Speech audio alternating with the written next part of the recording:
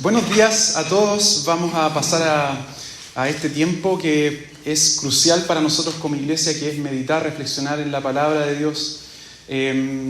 Y quisiera contarles de que comenzaremos una nueva serie, una serie de Semana Santa. Este domingo comenzamos con esta pregunta: Jesús, ¿por qué vino? Jesús, ¿por qué vino?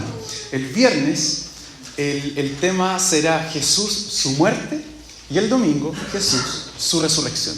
Posterior a eso, desde ya les adelanto de que vamos a estar teniendo una serie después de Mateo, especialmente las bienaventuranzas. Así que va a ser interesante ver cómo también ustedes en sus grupos en casa van a reflexionar acerca de eso y ver las implicancias de eso para nuestras vidas. Entonces, todos invitados para este tiempo de Semana Santa. Escuchar lo que Jesús dice implica tener que escuchar lo que somos en verdad. Oír a Jesús implica tener que reconocer lo que realmente somos. Esta frase, y preparando este sermón, me hizo recordar un momento cuando niño, y quizás les pasó a ustedes también. Ese momento particular en relación a la escuela, cuando uno quería escapar de los papás y de explicarle cómo estaban las notas, cómo estaba el comportamiento, y uno obviamente para ganar su permiso, su aprobación, aparentaba que todo estaba bien, que no tenían por qué preocuparse, ¿cierto? Hasta que llegaba ese momento uno sabía que era hasta que llegaba el momento de la reunión de apoderados, obviamente. Cuando sabían la verdad de las cosas, veían las notas, le pasaban la hoja de comportamiento y ahí no se les escapaba nada. Ustedes se pueden imaginar cómo fue ese proceso para mis papás, que tenían 5 hijos hombres y no muy ordenados. Claro, después llegaban a la casa y decían: así que está todo controlado.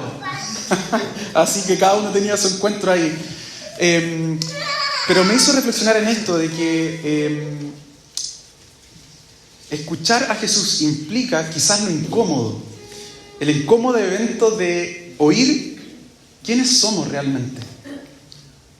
¿Cuál era el objetivo de Jesús al venir al mundo? ¿Quería traer paz al mundo, como se presenta Jesús en las tarjetas navideñas? ¿Buscaba acabar sencillamente con el sufrimiento del mundo? ¿Quería darnos un ejemplo supremo de cómo vivir nuestras vidas? ¿O acaso pretendía generar un cambio social como un político de nuestra época?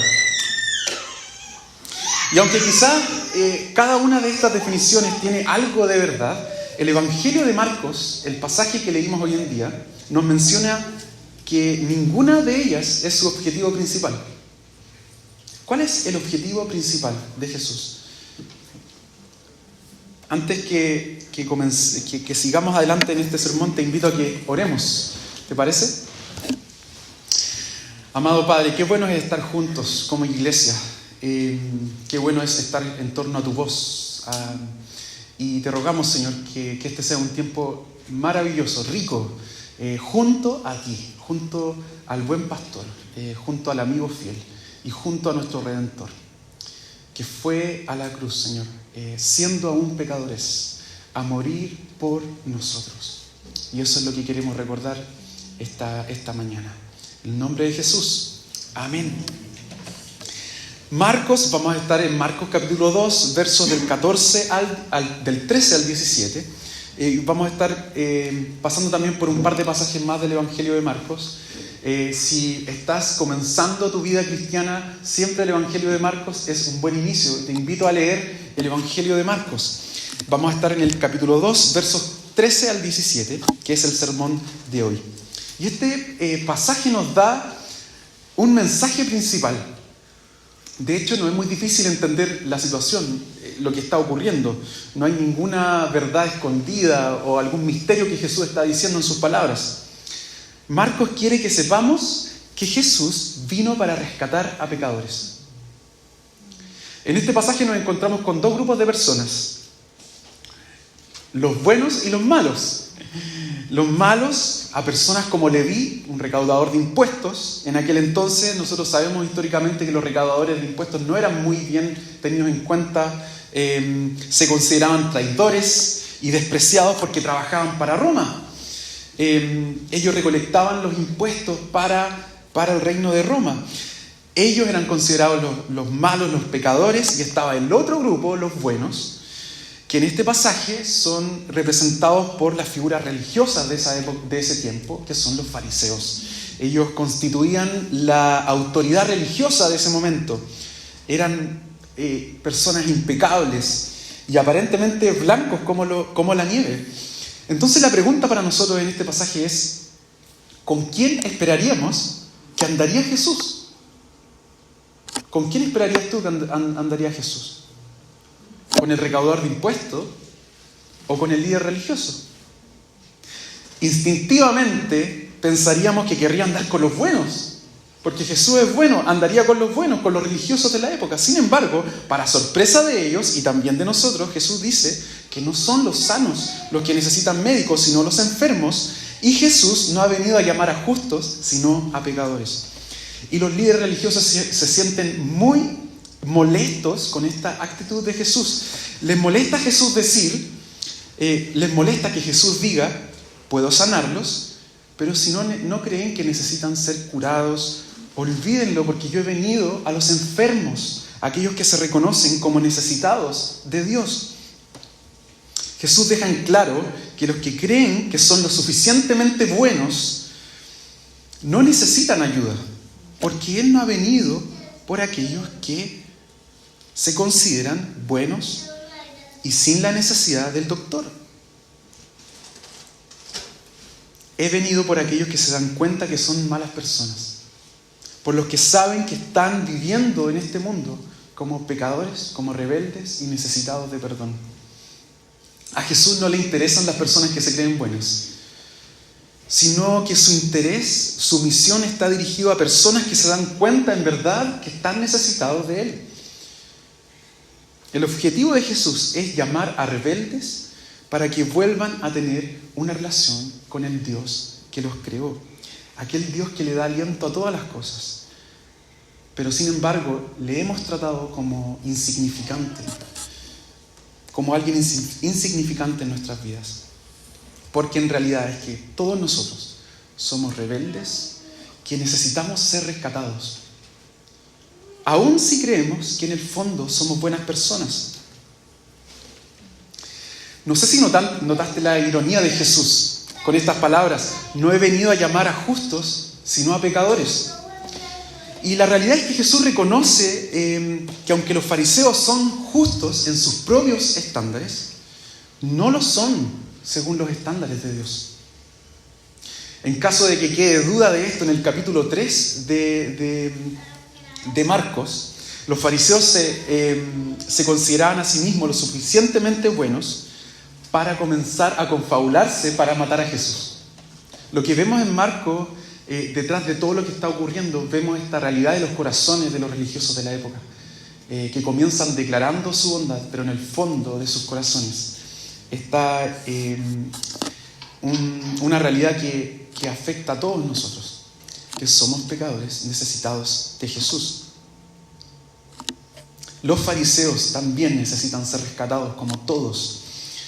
Y Jesús deja en claro que todos, sin importar lo bueno que seas o creas ser, necesitas ser rescatado por Él. Y esta es una idea incómoda, porque si observamos la realidad en que nos encontramos, veremos que el bien y el mal están mezclados entre sí.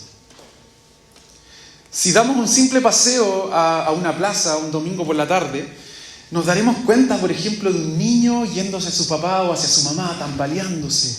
Y nosotros diremos: qué maravilloso es ese momento. Veremos hacia la esquina y veremos quizás dos pololos tambaleándose por ahí en su amor eterno. Y diríamos, sin duda, que este lugar es un lugar especial.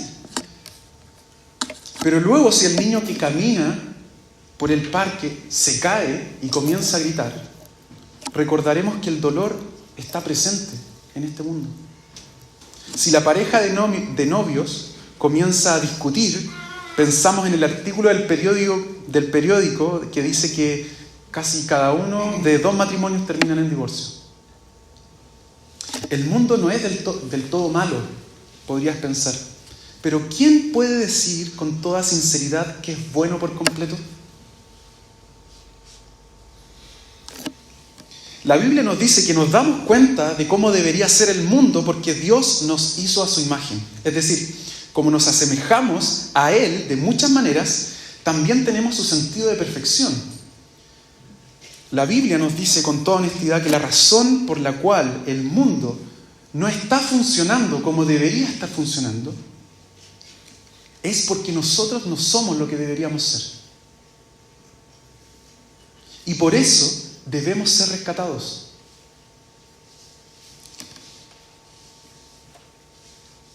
Pero aún así, pienso yo, al igual que yo, nos desagrada quizás pensar que necesitamos ayuda. Creemos que hay personas en este planeta que sin duda son malas, ¿cierto? Como los asesinos, los violadores, pero no nosotros. Con toda certeza tampoco nuestras familias o amigos. Somos buenas personas en el fondo. Tenemos uno que otro defecto, pero en el fondo creemos ser buenas personas y tendemos a pensar que nuestras buenas características sobrepasan a las malas características. Y en el fondo, si Dios hiciera en una balanza un equilibrio, tendría que aceptarnos delante de Él y que somos suficientemente buenos para llegar a Dios. Pero la verdad es que tenemos muchos más defectos de lo que estamos dispuestos a reconocer. Y el problema no es tan solo lo que decimos, hacemos o pensamos. También el problema está que no decimos, no hacemos ni pensamos aquellas cosas que deberíamos decir, hacer y pensar. Por ejemplo, personas a las que debimos haber ayudado, pero no lo hicimos. Y la realidad es que si todos mis amigos, si todos mis familiares pudieran ver mis pensamientos, mis palabras y acciones, sería una pesadilla. Me daría tanta vergüenza que ni siquiera podría mirarlos a los ojos. ¿Dónde está el problema en nosotros? ¿Dónde está el problema en nosotros? Y la respuesta la encontramos en el capítulo 7 de Marcos. Específicamente en los versos 18 al 23, donde Jesús nuevamente tiene un encuentro con los llamados buenos, los justos, los fariseos, que sostenían ellos que lo que hace malo al hombre es lo externo, las cosas que tocamos, los lugares a donde vamos, lo que comemos, etc. Pero Jesús les dice a sus discípulos que el problema está mucho más cerca de lo que ellos creen. Jesús dice allí, estamos en el capítulo 7 de Marcos, versos 18 al 23. ¿Tampoco ustedes pueden entenderlo?, dice Jesús. ¿No se dan cuenta de que nada de lo que entra en una persona puede contaminarla? Porque no entra en su corazón, sino en su estómago y después va a dar a la letrina. Con esto Jesús declaraba limpio todos los alimentos. Luego añadió, lo que sale de la persona es lo que la contamina, porque de adentro del corazón humano salen los malos pensamientos, la inmoralidad sexual, los robos, los homicidios, el adulterio, la avaricia, la maldad, el engaño, el libertinaje, la envidia, la calumnia, la arrogancia, la necedad. No sé si te sentiste identificado con todo esto. ¡Wow! Todos estos males vienen de adentro y contaminan a la persona. Según Jesús, el problema está en tu corazón y en el mío. Pues este es el que nos hace impuros. Si buscáramos el origen del mal en el mundo, Dios nos dice, vean su corazón. Para la gente de la época, el corazón era más que simplemente esta bomba que impulsa sangre por las venas. Ni tampoco se queda en el centro emocional del cuerpo. Era mucho más que eso. El corazón era el centro verdadero de la persona. La realidad verdadera de la persona, el verdadero yo. La base de todo lo que somos. Reflexionemos un poco. ¿Por qué me es tan difícil mantener relaciones? ¿Por qué herimos a personas que decimos amar? ¿Por qué la gente en el trabajo no es más cooperadora? ¿Por qué no se acaba la violencia en las calles y el hambre en el mundo? Porque cada uno de nosotros tiene un problema grave en su corazón. Y por desgracia, según Jesús, el problema no termina allí. No es solo el hecho de que solemos tratarnos el uno al otro de manera vergonzosa, sino que también hacemos lo mismo con Dios. Y así como hay consecuencias cuando tratamos a los demás sin cuidado, también hay consecuencias cuando ofendemos a Dios, al Dios creador. En Marcos capítulo 12, vamos avanzando, Jesús discute con algunos líderes religiosos y uno de los maestros de la ley le pregunta a Jesús: Maestro, ¿cuál es el mandamiento más importante? Esa era una pregunta muy difícil de responder. ¿Cuál era el mandamiento más importante? Un debate que hubiera podido generar una discusión eterna entre los líderes religiosos de la época. ¿Cómo responde Jesús? Versos 28 y 29. El más importante es: Oye, Israel, el Señor nuestro Dios es el único Señor. Ama al Señor tu Dios con todo tu corazón, con toda tu alma, con toda tu mente y con todas tus fuerzas. No sé si notaste una palabra que se repetía en este verso. Todo. Todo. Todo tu corazón, toda tu alma y todas tus fuerzas. Ninguna parte de nuestra vida ha de estar desligada de Dios. La respuesta adecuada a Dios es que Él se merece todo tu corazón, toda tu lealtad, todo lo que eres. Sin embargo, la realidad es que cada uno de nosotros no le ha dado a Dios lo que Él se merece. Nosotros normalmente decidimos lo que hacer con nuestro corazón, mente y alma. Le entregamos nuestro corazón a muchas cosas, pero se lo negamos a nuestro Dios. De hecho, vivimos como si fuéramos Dios, sin tomar en cuenta al amoroso Creador, quien nos da todas las cosas preciadas que tenemos: los amigos, el amor, el aliento y las fuerzas para estar esta mañana acá. Con soberbia decidimos lo que es bueno, lo que es malo, y somos los únicos puntos de referencia para decidir esto, y nuestra mayor autoridad. No hemos tomado en cuenta a aquel que nos mantiene con vida. Hace un par de días estaba en conversación con un pastor que me contó una historia que creo que representa muy bien este punto. Él se encontraba en un punto muy álgido en su vida. Estaba tremendamente cansado y en una hora muy tarde le invitaron a un cumpleaños. Y él dijo: no quiero ir al cumpleaños. Sé que es el cumpleaños de un hermano de la iglesia, pero no quiero ir, estoy tan cansado, estoy tan choreado con tantas cosas. Pero bueno, viajó casi una hora de distancia, llegó con su esposa, estaba él. Y la cualidad de esta persona es que es una persona de mucho dinero, ¿ya? Y que él había invitado a 3 matrimonios más de personas con mucho dinero. Y él llegó a esta casa, este pastor, bien cansado, bien agotado, saludó a las personas y se sentaron allí. Y dentro de estos matrimonios que había ahí, había una persona, ¿cómo decirlo? Pero una persona muy imponente, muy orgullosa, que lo saludó y le dijo: ¿qué tal? Bienvenido, algo así. Así que se sentaron. Y este pastor me decía que siempre le ocurre esto, que lo presentan a él como pastor. Oye, esta persona es pastor. Yo estaba agotado, estaba cansado, estaba choreado y decía: pero me falta esto, nomás como que revelen mi... Y esta persona que lo había saludado, que había sido, él se notaba bastante orgulloso, le dijo a este pastor: ¡ah, eres pastor! ¡Uy, qué bueno! Mira, tengo una duda. No quería hablar nada. Tengo una duda hace muchos años. Mira, oye, yo creo en Dios, yo creo en Dios, pero yo he escuchado tanta gente que dice que lo necesita. ¿Cómo va a necesitar a Dios? O sea, yo creo en Dios, le decía, yo creo en Dios, pero necesitarlo. Y el pastor contaba que su esposa comenzó a orar por él.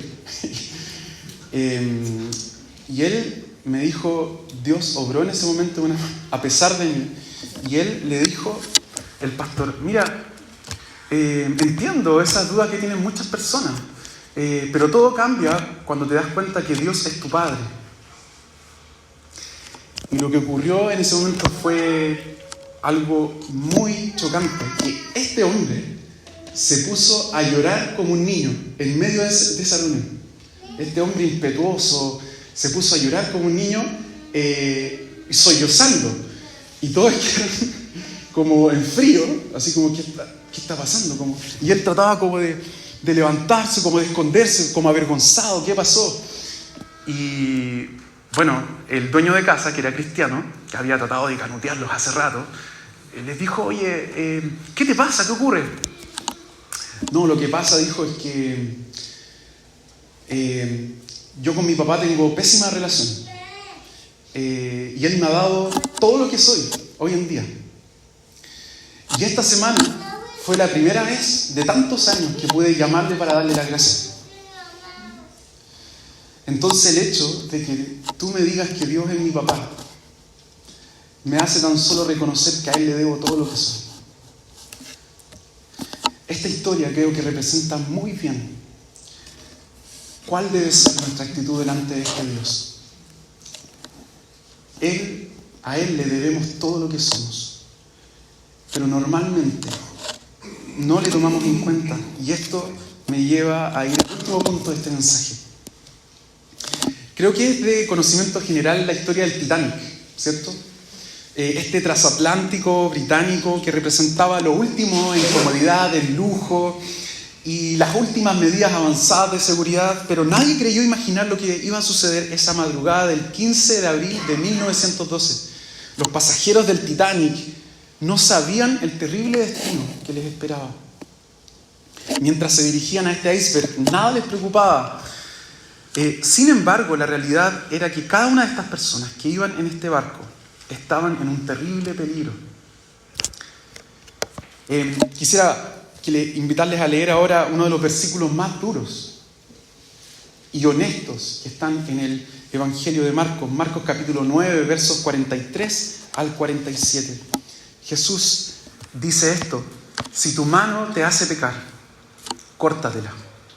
Más te vale entrar en la vida manco que ir con las dos manos al infierno, donde el fuego nunca se apaga. Y si tu pie te hace pecar, córtatelo.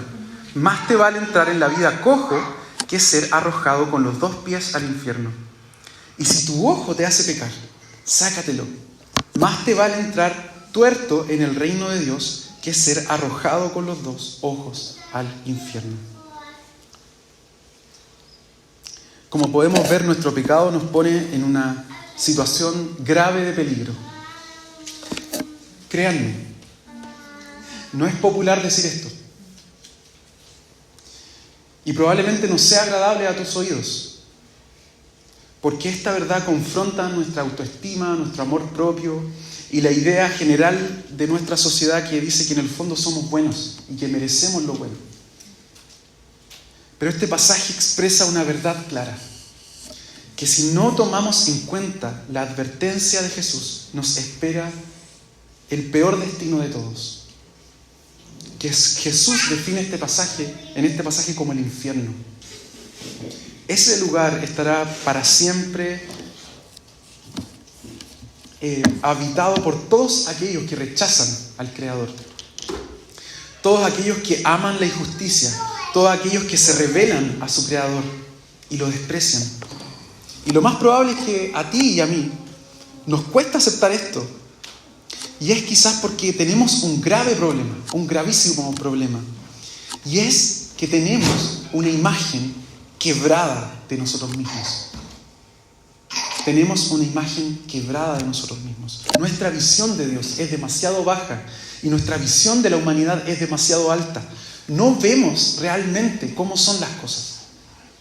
No vemos lo grave que es ofender a Dios. Vivimos en una cultura donde todo lo que hacemos, lo que es correcto, lo hacemos a ojos de nosotros mismos. Y olvidamos que es el ojo de Dios que determina lo que es bueno. Y no es simplemente que no hayamos errado en el blanco, que estemos distanciados de Dios, sino que la palabra nos dice que realmente nos hemos vuelto enemigos de Dios. Lo cierto es que, tal como dice Jesús, Dios dará a los pecadores lo que merecen, ya sea que seas como Leví, un recaudador de impuestos que amaba el dinero, la extorsión y te entrega a ello, o como un religioso o una persona autosuficiente que dice: no necesito a Dios. Creo en Dios, pero darle mi vida, que lo necesitara. Y la razón por la cual Dios nos advierte de este lugar es porque nos ama y desea que no vayamos allá. Quizás piensas que el infierno es una idea inventada, que no es real. Pero si el infierno no fuera real, ¿por qué Jesús se molestó en venir? ¿Por qué Jesús tuvo que morir en una cruz? Que fue la pregunta del principio. Jesús afirma que este lugar es tan real que debemos hacer todo lo posible por evitarlo. Si tu mano te hace caer, córtatela, dice. Más te vale entrar en la vida manco que ir con las dos manos al infierno. Si el problema es nuestro pie, debemos cortarlo. Si es nuestro ojo, debemos arrancarlo. Pero aquí radica el gran problema y la gran dificultad. Ya que, de acuerdo a lo que Jesús dice, ¿dónde está el problema nuestro? En nuestro corazón. En el corazón. Si fuera el problema en nuestro ojo, o en el pie, o en la mano, podríamos resolverlo, pero no podemos arrancarnos el corazón. Es por esta razón que necesitamos que Jesús nos rescate. Es por eso que cada uno de nosotros necesita ser salvado y rescatado. ¿Cómo Jesús realiza este rescate? El próximo viernes vamos a saber la respuesta. Que será Johnny el encargado de mostrarnos cómo Jesús llevó a cabo este rescate. Te invito a orar.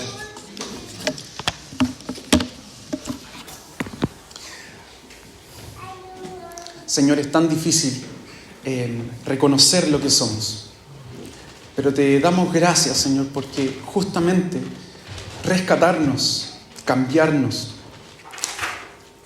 fue la misión tuya, aún sabiendo quiénes somos, aún conociendo la realidad de nuestros corazones. Tú vienes y nos dices: yo estoy acá para ti, Señor. Y si hay alguien acá que aún no reconoce la necesidad que tiene de ti, ruego, Señor, que tu Espíritu Santo use estas palabras, Señor, para que muchos más en esta época de Semana Santa puedan abrazar al Salvador, a quien que fue a una cruz para dar vida y perdón. Te damos gracias, Señor, por conociéndonos, venir a nosotros y extender tus brazos. Y te ruego, Señor, que este tiempo de Semana Santa sea un buen tiempo para cada uno de nosotros, un tiempo de retiro, de reflexionar en la obra de Jesús por nosotros. En el nombre de Él te lo pedimos. Amén. Amén.